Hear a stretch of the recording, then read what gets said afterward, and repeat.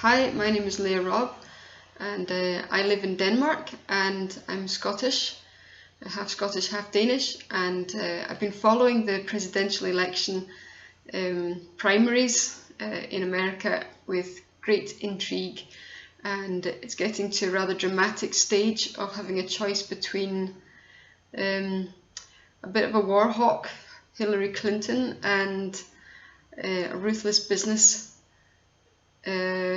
entrepreneur in his own opinion, Donald Trump.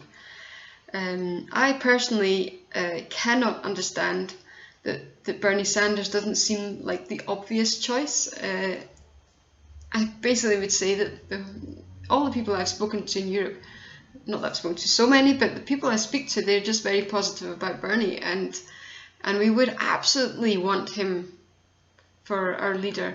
There's just no question. I just do not understand what's happening. Maybe the media is really warping things in a way that the internet's not.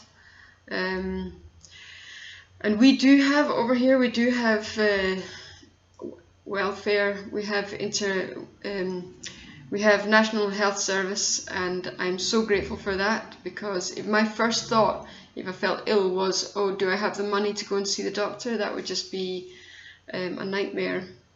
And of course, some people go to the doctor when they don't need to go, and that could be an issue that could be addressed somehow. And that's the wonderful thing for America, is that you can learn from our kinks and problems in our systems and do an even better job. I just know that I work at a care home when I'm in Scotland, and at the care home there was an old lady whose daughter was married to an American and lived in America, and she lived in America as long as she had good health. But then the time came where insurance for her health was just it was just so extraordinarily high in America that it just was not going to work. So she was shipped back to Scotland to live in a care home that cost about $1,500 a week, and flights back to see her from her daughter and her son-in-law. And this was cheaper than American health insurance. That's how I understand it. And it was hideous. I mean, to see that lady she was withering away, not necessarily because of ill health, but she was just so upset. She said, she was pointing to photographs of her family, her grandchildren and stuff, and she was saying, all this belongs to me and I can't have it. And that was because of the lack of normal national health insurance in America. So please don't be afraid of that concept. It really does make sense. And also it means that if you are in a job that you don't enjoy, and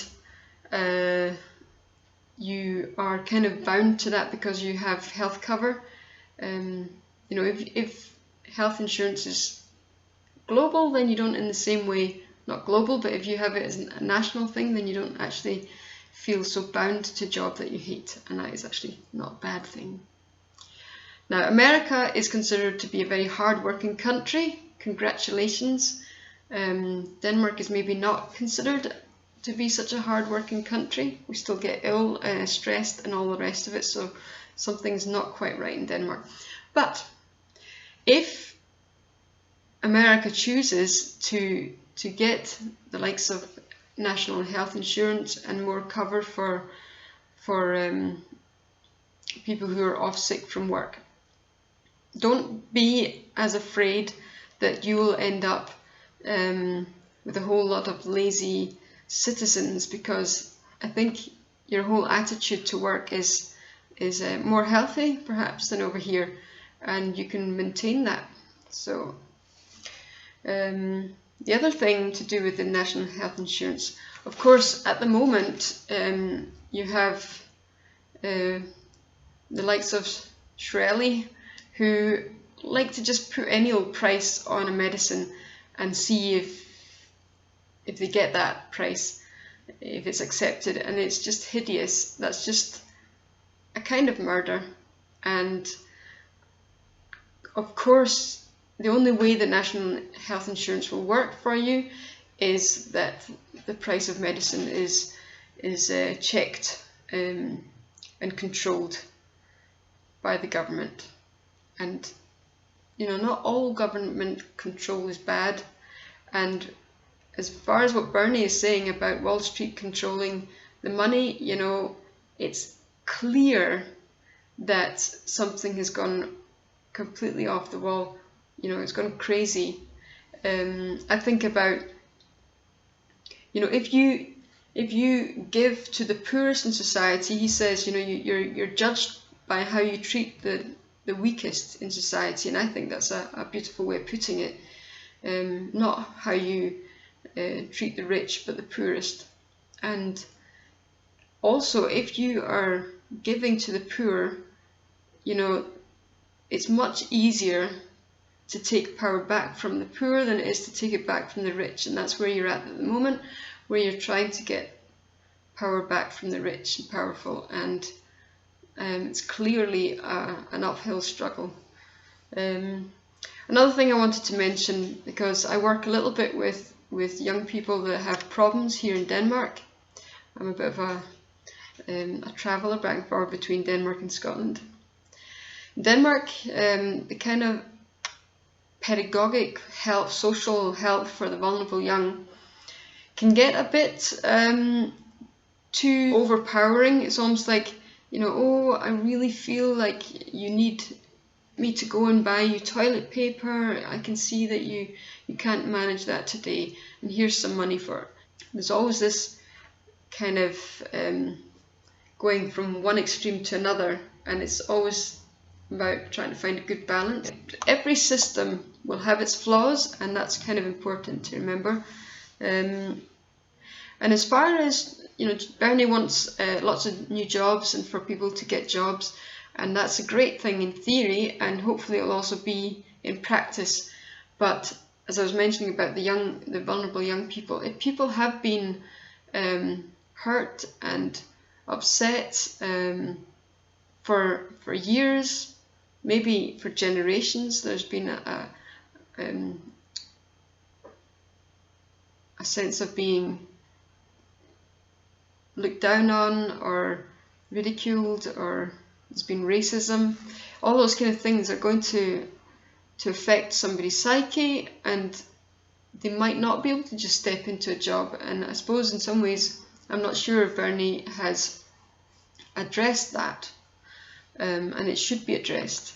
How do you go about getting people into work if they're so damaged? They've come out of prison, and either they have low self-worth or they have so much loathing that they can't just step into a job. And there's lots of these type of things that need to be considered when talking about putting people into jobs, into work. I've seen it in Denmark, and maybe again Denmark has such a good safety net that some people throw themselves into the safety net a bit too quickly, too soon. But again, Bernie, because he has people's trust in such a huge number and so much enthusiasm about him, he's clearly going to be the leader who would create an atmosphere of change in hearts, because ultimately it's where in the heart that you can create the biggest political change. You can't have Ted Cruz or Hillary Clinton or somebody else who's maybe has some support, but not that kind of heartfelt support that Bernie Sanders has proved he can create in people. Then as soon as they try and make a legislation, people will be like, who do you think you are? You're not going to mess with my life. Well, I think the kind of enthusiasm around Bernie Sanders will create a sense of excitement and willingness to actually maybe receive less. He's not been lying about that this is going to be tough, and he will need people to get behind him, and he's behind them, and that there will be raised taxes. but hopefully also raised job wages, so it's all good. And I just want to say I haven't been coming across totally hyperly excited, but honestly I love what Bernie's doing, and I really don't understand why it's been as big a struggle. I know he's achieved an awful lot in a year, really impressive, but you know, it's just a no-brainer over here. It's a no-brainer. And tuition, free tuition, I mean, Denmark, students get paid to go to university. And when I was at university 20 years ago, or something like that, 20 years ago. Anyway, then I was just at the tail end of when we got paid to go to university, or not paid to go, but you get support, financial support. So no, it's not as if everything can be done all the time, but for him to say it should be free, it's not really that radical. It's not radical to have free tuition in public universities. It's not radical to have national insurance, and it's not radical to have paid leave, maternity leave and the likes. It's not radical. And considering America's budget for arms, it's just hideous. America, stop trying to police the world. You're not doing a good job of it. And I know most of you don't really want America to be policing the world, but when I see a chart with, you know, this much for domestic things and this amount of money spent on war and the military, or I think it was even greater contrast. It's just like somehow I think you need to get your own house in order before policing the rest of the world. And again, that's where I think Bernie is going to be your better bet. I think he will have a better relation to other countries and leaders, and be in a way diplomatic in a way that other leaders will not. I mean, Donald Trump, I don't even want to mention him. What is going on? Anyway, so please, all the rest of you, vote for Bernie. Honestly, he's not insane, and he is a compassionate, decent bloke who's shown a record of 40 years of saying the same things, while, as we all know, Hillary Clinton changes her mind depending on the audience, depending on whether it's a primary or an election. That is just nonsense. And all this thing about her having experience, you know, unfortunately with people that have experience, they also know how to manipulate situations to suit themselves. And that's not such a good thing. And just to end, I've actually started a painting because of my enthusiasm for Bernie and for the revolution, which I'm hoping will trickle down to Europe, because we also need a wee reminder of where we've been and what we stand for, because capitalism is also creeping in, and I don't like that. So I've been doing a painting and I'd like to show it to you. Okay, this is my painting, and most of you will recognise this as being the Wall Street Bull, and this is Bernie's crowd. And because Bernie is not sort of standing up and saying I'm the greatest with a strange kind of fringe thing going on, he's actually standing with the people, and the idea is that he's going to have some kind of control, try to get control over this Wall Street Bull. Not that he wants to topple it, but that he does want to get it under control, and that is really quite a good idea. So these are all the people, and you'll see some recognisables. There's Cenk from the Young Turks, and there's Danny DeVito and Rosario, and the first senator that has endorsed Bernie, and a few other people.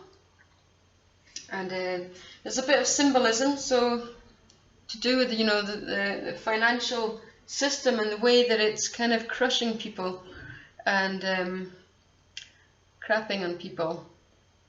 Women, for example, they get a lower wage.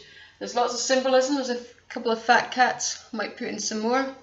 Might even make them recognisable. Who knows? But anyway, this is sprung out of my enthusiasm for what Bernie's doing. And keep going, Bernie. Do not give up.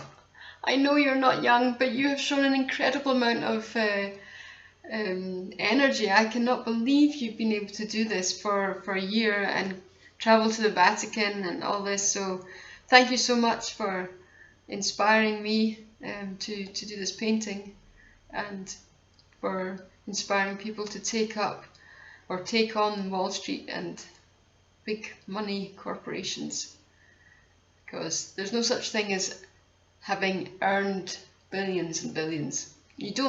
Each person does not own billions without having taken from others. That's a fact. Thank you for listening.